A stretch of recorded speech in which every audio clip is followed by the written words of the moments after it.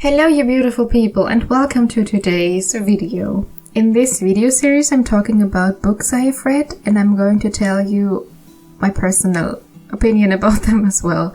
So today I'm going to talk about the book It by Stephen King, and in the background you're going to see me draw the Losers Club because in these videos I also make art related to the book, but more about that later.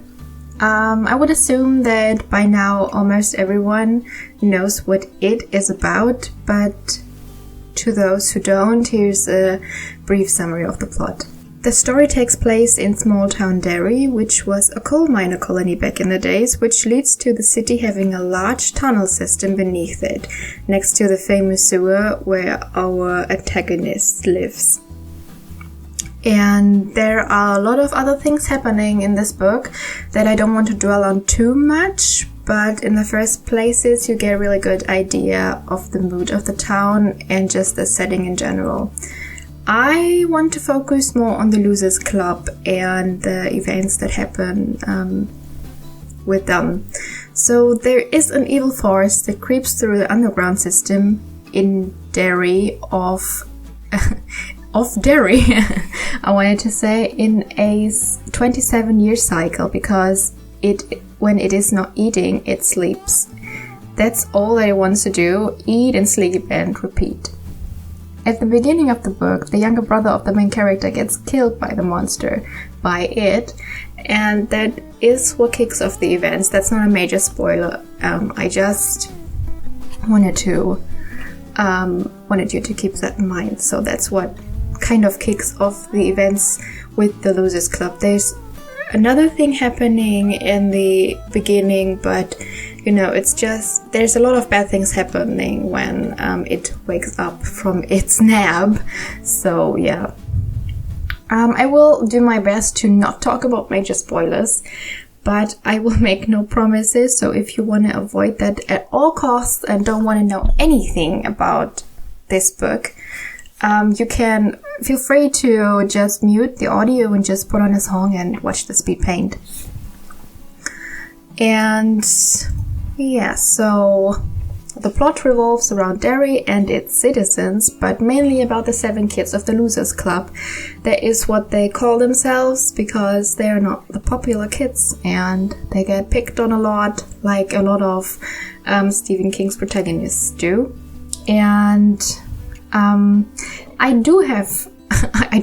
have seen the old miniseries and I've seen both new movies, and then I've read the book and I loved the book and I loved every movie adaptation because I don't know, I just like every interpretation they did with it, and yeah, it's just I just like it.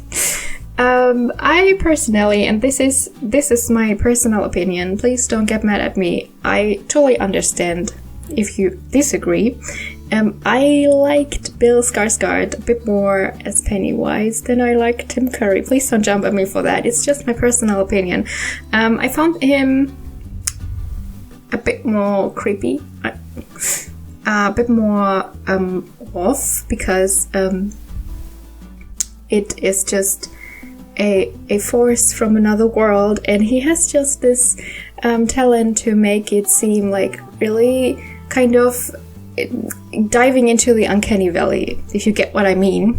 But we don't want to talk about the movies, we want to talk about the book. So in the book we have 2 timelines.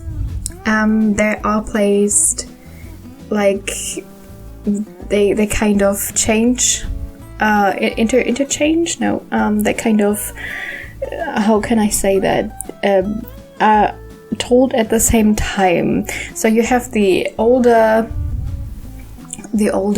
versions of the kids returning to Derry and remembering stuff, and then you have the kids, you have it written from the kids' perspective, and it kind of melts into one another.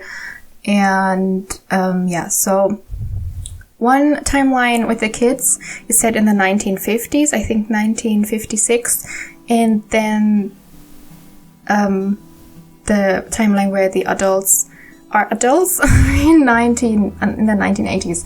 So it was set in the present because back in the days the book was published in the 1980s.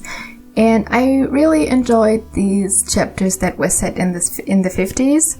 They were very, very much fun to read. It was so interesting to me to read how American life was back then for these children and stuff.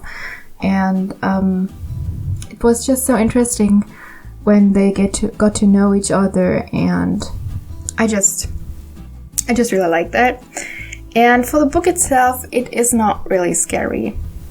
I have heard that as a criticism many times, that the book was not scary, that people were not scared when they read it, but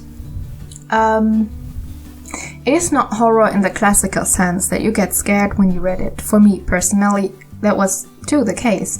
I emphasized that many times, but this and also The Shining and also Dr. Sleep is to me like a dark fantasy universe, and it is a story about friendship and overcoming fears and struggles and growth in general. And indeed, it plays in the same universe as Shining does, because there's one of my favorite characters having a little cameo when the father of one of the boys tells about his time in the military. And it's one of my favorite characters from The Shining. And if you have read the book, you know who I'm talking about. And I really, I love him so much. He's just a cool character. And I really liked him in The Shining. So, yeah, so, personally, those chapters that were very rough going through were the ones where the characters faced hardship and struggled, because I found these characters very endearing and very three-dimensional, and it was just hard to read when they were struggling. You know what I mean? Especially Bev. The chapter where before she goes off to Derry was very hard to get through. Because, oh boy. You'll know what I mean when you read the book. But, yeah, so of course there's the obligatory author character King is known for, and the evil bully, but in its case I even felt kind of sorry for the bully. I don't know, his actions are not, you cannot defend that, what he does, but I kind of understand how his upbringing made him this psychopath. I kind of understand how this comes from, because his father he has major PTSD and he's just insane. He's just lost it over the war, and, you know, I kind of can understand how this character came to be. I not defend him, but, you know, I don't know. So, as I said, I don't want to spoil too much, but I briefly want to talk about the end as well. I don't want to talk about the middle part, because there are many very endearing scenes and I like them a lot, and I just love these kids. I just love them as adults and as kids, and it was so much fun to read, even though it took so long, but you know. Yeah, I want to talk about the end, because after I had worked through over 1,000 pages of a book that is not written in my mother tongue, that was, I don't know, people say that King's endings are bad, and there was even a scene in the new movie, there was where he had his cameo, and it was made fun of, and I laughed very much, because I can see why people say that, because I've had books from him where I felt the same, where the ending was not my piece of cake, it was not what wrapped up the book nicely. But in its case, here's a little spoiler, like how the end is said. So in the end, it personally feels to me you've had all these moments with these characters, and you've gone on a journey with them, and it felt a bit like when in a video game there's the end, and there's a camera camera flying through all the locations and places that you visited in the game. Do you know what I mean? And it was kind of like that with the book. It was kind of like revisiting all these places and people, some of the people that played a big part in the children's childhood, in the Losers Club childhood. And I felt so much for the characters, and even if the town has a very big problem with a horror monster spider from outer space in its sewer system, I kind of grew to love Derry. I kind of loved this town and how it was set, and the people, the citizens of this town that kind of, some of them just tried to do their best, even with this evil power that tried to bring out the worst of them. So in Derry you have this, with Pennywise you have this problem that it takes what's there and it makes it worse. So if you have someone that has a very mild violent tendency, it will make that way worse, and maybe this person wouldn't have done anything to anyone in their whole life. With Pennywise underneath the city, you have like, this person is probably gonna murder someone. So there's that. Yeah. Is there anything else I wanted to say? I don't think so. So yeah, I love this book, and I love the characters and the dynamics, and that's just my opinion. And it's totally fine if you disagree, and if you hated the book, and if you hate the movies, I'm not gonna be mad at you. It's just I have a soft spot for them, and I like them a lot. Even though there's a very strange scene, I'm not gonna talk about this scene. That was very uncomfortable, but I can look over that. So yeah. Now on to the art.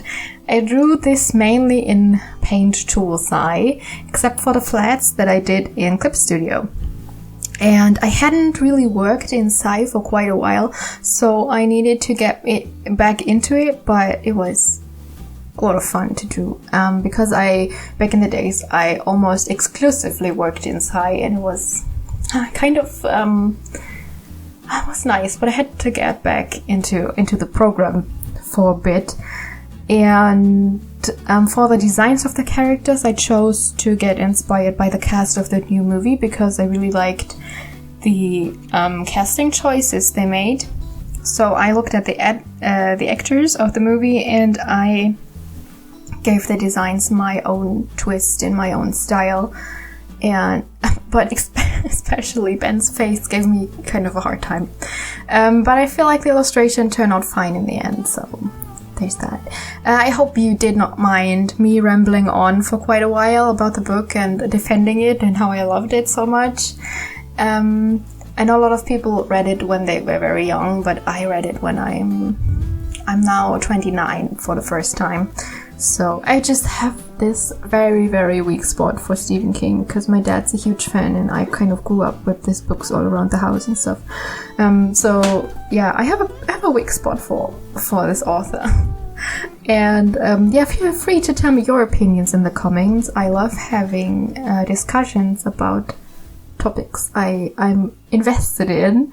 So yeah, thank you very much for watching, and I'll see you next time. And until then, please do something that makes you happy.